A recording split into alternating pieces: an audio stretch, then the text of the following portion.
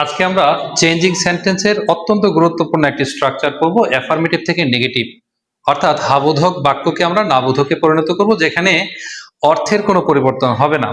আমরা এখানে একটা রুলস দেখতে পাচ্ছি, রোল নাম্বার 3। তো পূর্বে আমরা আরো দুইটা রুলস পড়ে ফেলেছি। রোল নাম্বার 3 তে দেখতে পাচ্ছি অনলি প্লাস ব্যক্তি থাকলে কি হবে? নান ভার্ব। কি হবে? অনলি প্লাস ব্যক্তি থাকলে কি হবে? অনলি প্লাস বস্তু থাকলে কি হবে? কি হবে? Nothing but. অনলি প্লাস সংখ্যা থাকলে হবে নট মোর দেন। কি হবে? অথবা হতে পারে নট লেস দেন। কি হতে পারে? Not less than. Only plus স্থান থাকলে আমরা লিখবো নো হোয়ার বাট। কি লিখবো? Nowhere but.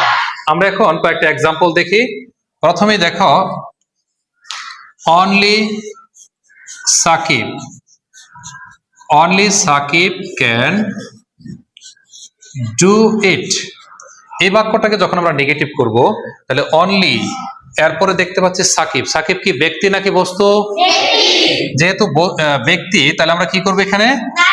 None but লিখবো। নান বাট পরে যা আছে তাই, Shakib. None but Shakib can do it. ঠিক আছে কি? None but Shakib can do it. ঠিক আছে। আচ্ছা, সেম স্টাইলের একটা বাক্য আমি লিখলাম, children like, children like only sweets. বাচ্চারা পছন্দ করে শুধুই মিষ্টি। তাহলে অনলি কথাটার পরে আমরা দেখতে পাচ্ছি এখানে কি আছে? সুইটস। সুইটস মানে মিষ্টি। এটা কি বলো দেখি, ব্যক্তি না বস্তু? বস্তু। তাহলে আমরা কি লিখবো? নান বাট লিখবো নাকি নাথিং বাট লিখবো? কি লিখবো বলো? Nothing but. তাহলে আমাদের উত্তরটা কি হচ্ছে বলো দেখি? Children, children like nothing but sweets. Children like nothing but sweets. Children like nothing but sweets.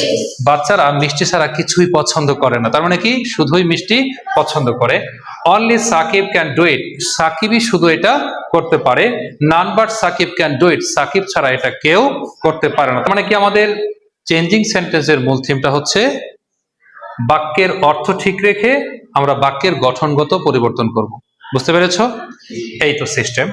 তাহলে এখন একইভাবে যদি আমরা এখানে এক্সাম্পল দিই আরো, অর্থটা হচ্ছে রিমনের বয়স মাত্র 12 বছর। দেখো তো, অনলি শব্দটার পর এটা কি সংখ্যা নাকি ব্যক্তি?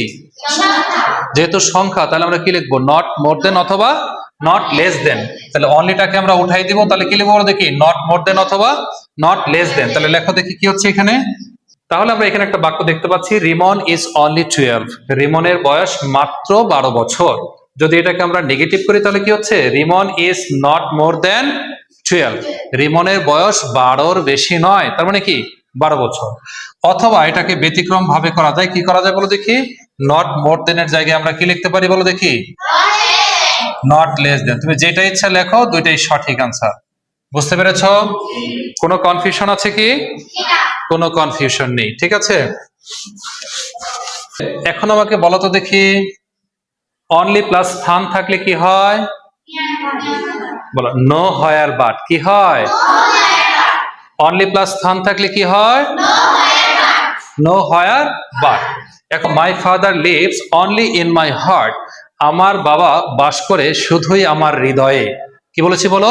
আমার বাবা বাস করে শুধুই আমার হৃদয়ে। তাহলে ইন মাই হার্ট এই কথাটা দ্বারা স্থান বোঝাচ্ছে। কি বোঝাচ্ছে বলো দেখি?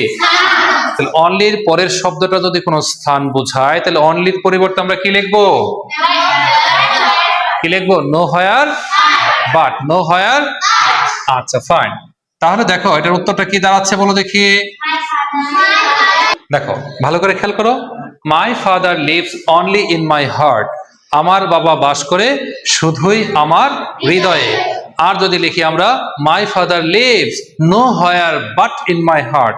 আমার বাবা আমার হৃদয় ছাড়া কোথাও বাস করে না। বুঝতে পেরেছ? তাহলে আমরা কিটা পারবো এখন?